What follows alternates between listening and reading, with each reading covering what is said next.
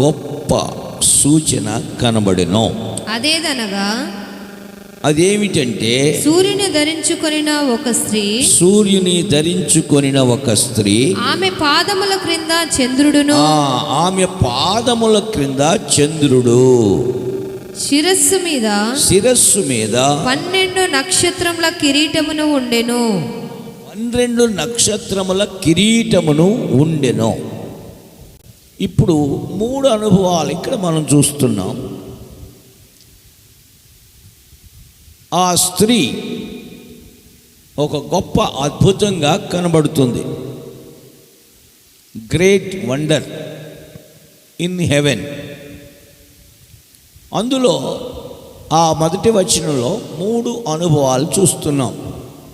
ఒకటి సూర్యుని ధరించుట, 2 చంద్రుని మీద లేక ఆమె పాదముల క్రింద చంద్రుడు, 3 ఆమె తల మీద 12 నక్షత్రములు గల కిరీటం. రైట్. ఇప్పుడు రెండవది చూసారా, మధ్యలో ఉన్నది, అది మనం ధ్యానం చేద్దాం. సూర్యుడికి నక్షత్రాలకి మధ్యలో ఉన్నది ఏమిటి? చంద్రుడు అని రాసు. ఆమె పాదముల క్రింద చంద్రుడు. ఆమె దేని మీద నిలబడినట్లు?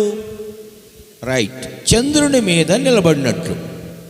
చంద్రుని మీద నిలుచుట సంఘానికి అవసరమయ్యున్నది.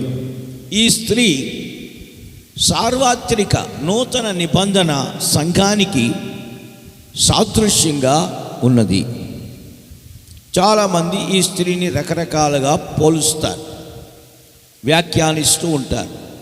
కానీ ఆ వ్యాఖ్యానాలు సరిగా సమకూర్చబడడం వీలు కానందువల్ల ఆ వ్యాఖ్యానాలకి ఆధారం లేకుండా పోతుంది.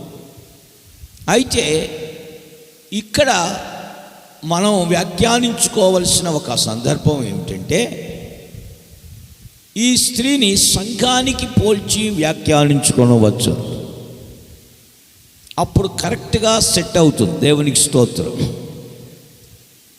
ఏమిటి అంటే, ఈ సూర్యుని ధరించిన అనుభవం నీతి సూర్యుడైన యేసుక్రీస్తులోనికి బాప్తిస్మం పొందిన అనుభవం. సంఘానికి ఈ అనుభవం ఉంది కదండి.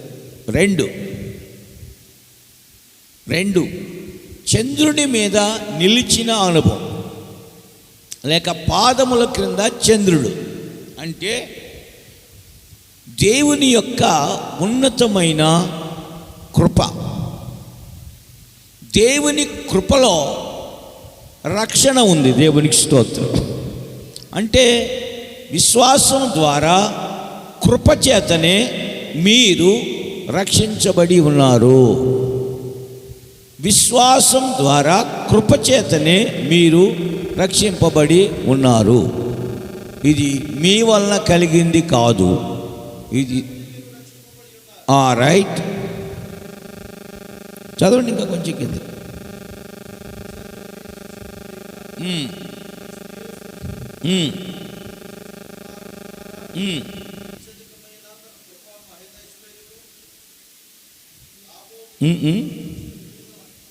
ఎన్ని? ఎఫెసీ 2:8. ఎఫెసీలకు రాసిన పత్రిక 2వ అధ్యాయం 8వ వాక్యాన్ని చూస్తే,